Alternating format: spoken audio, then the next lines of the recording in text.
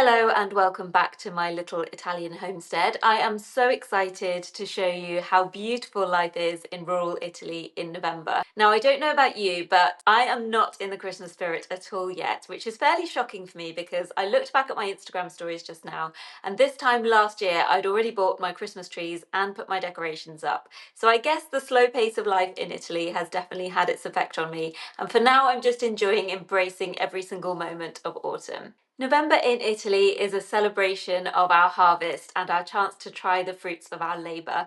From the first sips of the vino novello, the new wine, to the golden drizzles of the new olive oil, and of course the delicious aroma of roasting chestnuts. In today's video, I'll be taking you along with me to the Festa of San Martino, a time-honoured tradition that celebrates the season of abundance here in Italy. So grab yourself a warm drink, get settled in, and join me to celebrate some delicious harvest festivals. Come and see what life is like in rural Italy in November, and let's enjoy the simple pleasures together. I'm also going to be witnessing for the first time something called the Gloria di San Martino, which is where they light these colossal fires up in the mountains, and it's supposed to symbolise fertilising the earth for the winter to come. Now, since this seems like a very good alternative to bonfire night, which is something I miss from the UK, I thought I'd make some of the bonfire night treats that I make every single year and take them with me to enjoy there. First up, toffee apples. They are the ultimate bonfire night treat for me. So I'm just making my caramel here, and I'll also do some with chocolate and sprinkles.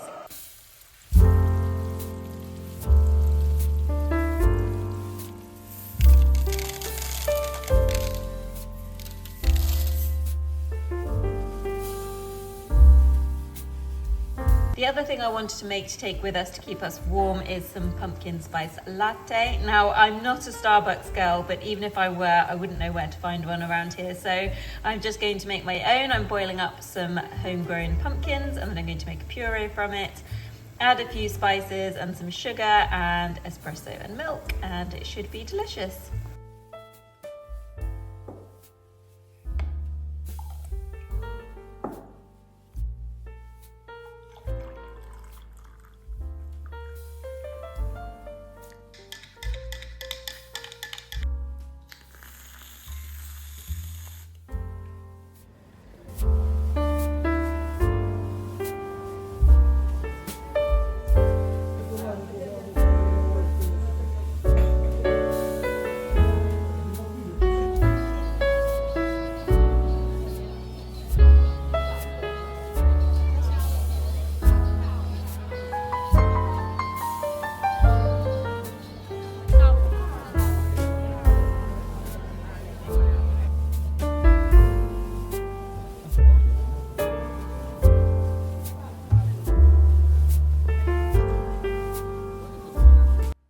We were really lucky that there was also a food and beer festival going on the evening we went to Scanno, so we got to follow this little map to different producers and try out some delicious treats.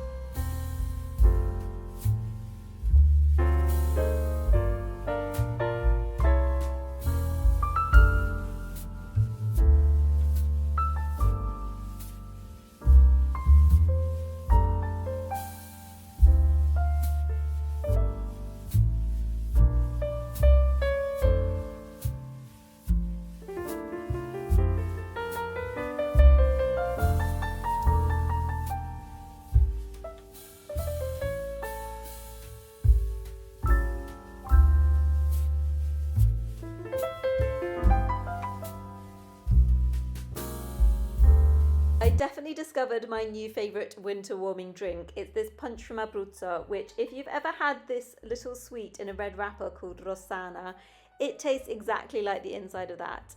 We also tried the best biscuits I've ever had in my life at this artisanal biscuit maker, which had a massive queue that was well justified.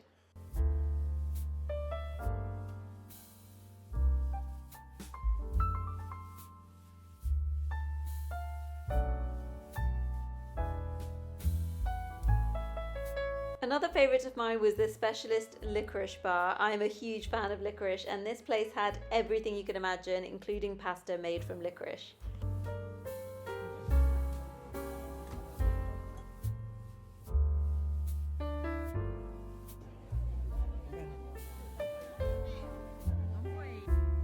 Now I appreciate that my footage doesn't do justice to the scale, magnitude or beauty of these pyres, but they were absolutely breathtaking to see.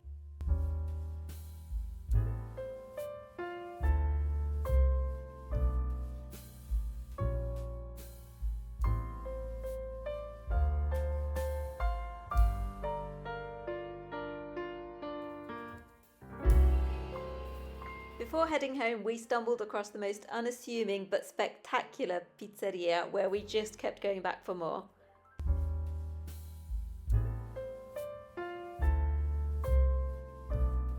Good morning. Last night we had the first signs of snow in the mountains, which is always a great landmark moment of the autumn for me, and everyone gets very excited about it. Last year we had very little snow, and so the ski tourist industry did very badly, and I'm hoping that won't be the case again this year.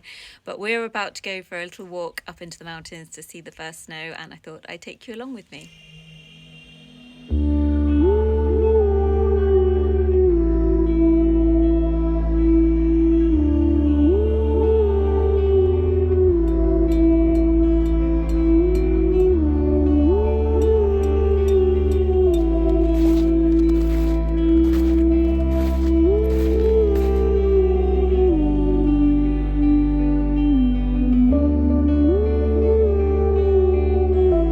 As you can see, the snow isn't particularly deep, but it's still absolutely beautiful, and it's amazing to be the first footsteps in the fresh snow.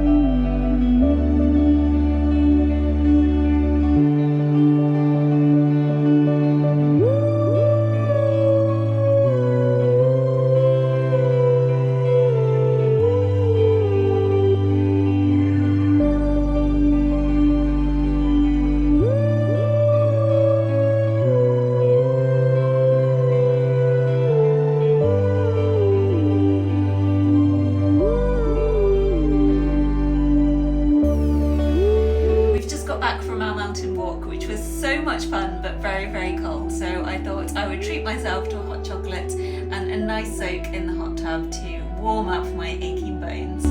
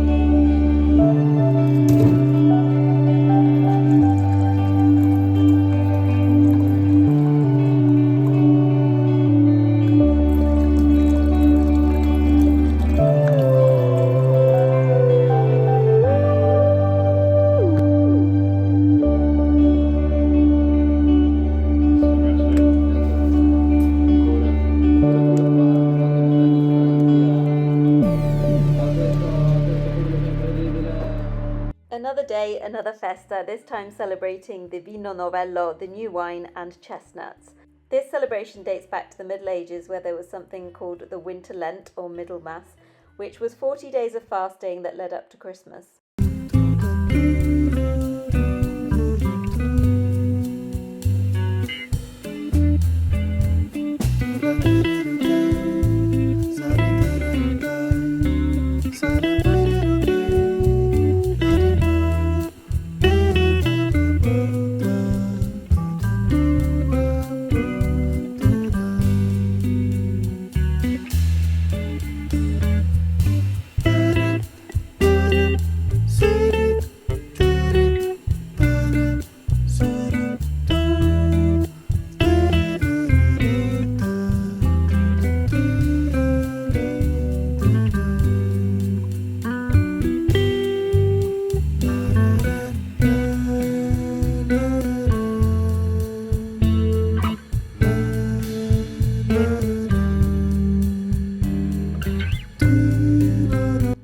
this festival works is that you pay €1, which gives you a bag to put around your neck and a cup to put inside so that you can go around and taste all the new wine. But first of all, I couldn't resist a fried pizza topped with very seasonal pumpkin, speck and crema di pecorino.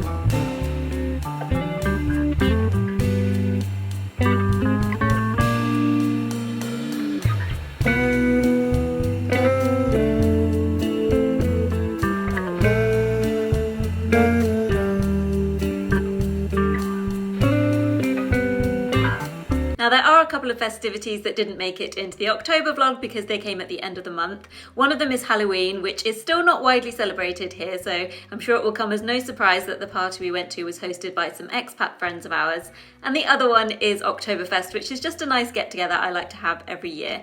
So I'm going to insert the clips here, and I really hope you don't mind me referencing back to October for a moment. So this is the finished look. It's not particularly exciting and it's been put together in haste, which is very unlike me. I tend to plan for these things, and if you've been watching my channel a while, you'll know I love to dress up and celebrate any occasion, but it's been a bit of a hectic week, so I didn't really have time to do much more, but I'm sure it will still be fun.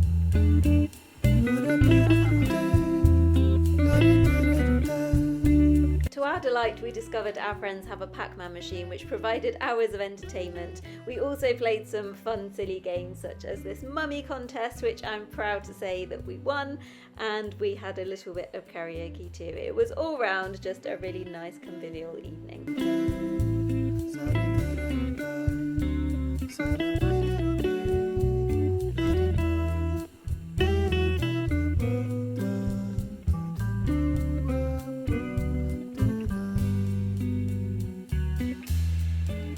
Well, I couldn't let October pass without having some kind of Oktoberfest celebration. I do it every year, even though I have no links to Germany whatsoever.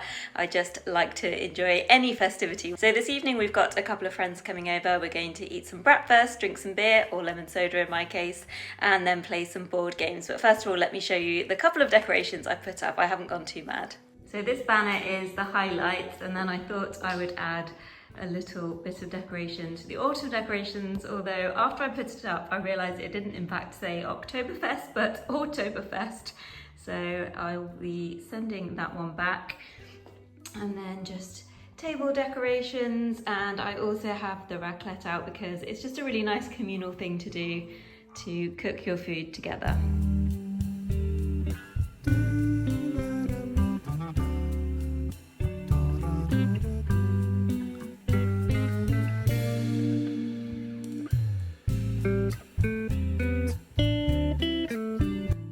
Getting all the meats and cheeses ready for the raclette. I couldn't actually find raclette cheese, although they do sometimes have it in a shop called Conad. So I've just gone for a general kind of Swiss selection, and then I'll show you what else I've got. So I've made loads of potatoes. I've got some cornichons. I've got some peppers, which I have just pre-cooked, so they'll just be heated up on the grill. I've got some caramelized onions, the cheese that's starting to come together. I've got some cured meats, and some really finely cut veal fillets, and some freshly baked bread. The fire is also lit, so it's very cozy in here. I forgot to mention that Bubi has the best costume of all, her little lederhosen. I think she did have some kind of red silk handkerchief that goes around the neck, but that's long been lost. But look how gorgeous she is.